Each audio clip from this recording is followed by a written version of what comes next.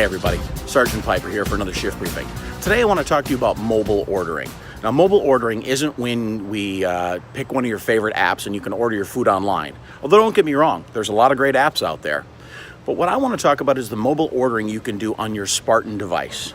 See, we just finished this great training here in Santa Cruz County, California, where we've got another warrior in place. And we talked about, I want my WordBlocks to be more readily available to me. It's great that they're in alphabetical order, but sometimes in the interest of wanting to be a little faster and a little quicker on time, I need the WordBlocks that I use more regularly at the top of the list. Well, if you go to your Guardian On Demand website, you can use the mobile ordering column under supply, auto sell, or the cell check feature.